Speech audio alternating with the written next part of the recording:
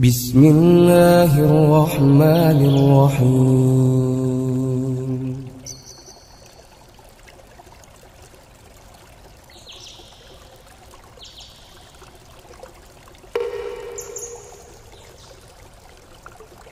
Mimpi 62. Kemenangan Imam Mahdi dan umat Islam pada Malhamah Kubro, 11 Mei tahun 2019.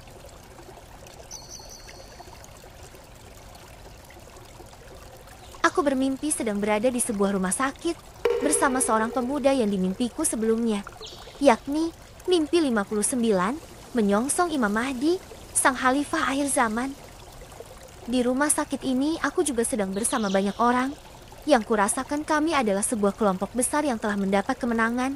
Kami sedang membagi-bagikan makanan dan juga merawat orang-orang sakit yang wajahnya seperti orang barat. Dan setelah kami selesai dari rumah sakit, lalu kami berjalan berkelompok dalam jumlah besar. Kami menuju ke sebuah istana yang baru saja kami menangkan.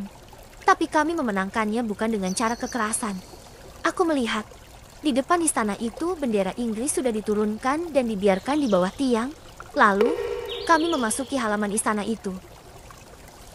Aku melihat dan memperhatikan pilar-pilar istana yang tinggi dan besar itu. Tiang-tiang itu sudah rusak dan tidak lagi megah. Aku merasa telah terjadi peperangan sehingga menyebabkan banyak kerusakan di istana itu. Dan istana itu sudah menjadi bangunan yang tidak berpenghuni. Lalu kami masuk ke dalam istana Inggris itu. Dan tiba-tiba saja aku langsung diperlihatkan di mana keluarga kerajaan itu diasingkan. Ternyata mereka telah diungsikan ke sebuah pulau kecil yang bagus.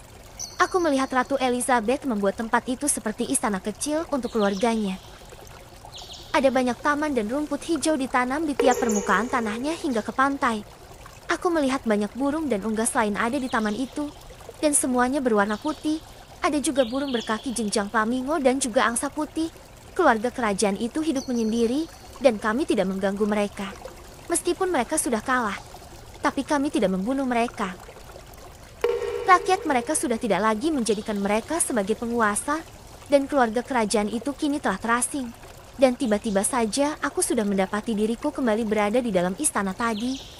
Aku melihat suasana di dalam istana cukup gelap. Aku bersama banyak orang sedang menunggu seorang pemuda yang telah mengunci dan menggembok semua pintu di istana ini dari luar, dan dia yang membawa kunci gemboknya. Kami masih menunggunya sambil terus berjaga-jaga. Aku melihat banyak orang-orang yang sudah tertidur, tapi aku masih berjaga-jaga dengan sebagian kecil orang, dan kami masih menunggu pemuda yang membawa kunci gembok itu datang. Aku berdiri menunggu di dekat pintu karena aku takut ada musuh yang kembali ke sini dan mau merebut istana ini lagi. Dan tiba-tiba saja ada suara gembok diputar dari luar pintu istana. Aku langsung memanggil yang lain dan mengajak mereka untuk melihat siapa yang datang. Dalam suasana kegelapan di dalam istana ini, aku melihat seorang pemuda berbadan tegap masuk. Ia adalah pemuda yang kami tunggu-tunggu itu, dan ialah yang membawa kunci gembok istana ini. Tapi karena suasana yang gelap, aku tidak jelas melihat wajahnya.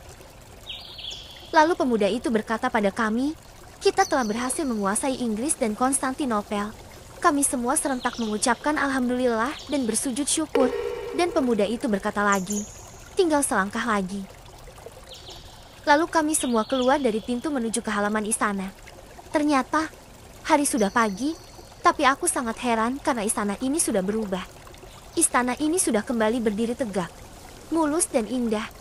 Aku melihat pilar-pilar istana yang megah dan jauh lebih kokoh dari sebelumnya. Lalu kami semua beramai-ramai berjalan menuju ke suatu tempat. Dan sesampainya kami ke tempat yang kami tuju itu, aku merasa kami sudah berada di wilayah Timur Tengah. Aku melihat banyak sekali korban perang. Mereka banyak yang terluka dan juga menderita yang gizi buruk.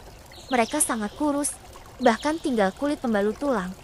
Kami menangis melihat keadaan mereka, lalu dengan cepat kami melakukan tindakan medis di tanah yang lapang dan gersang itu.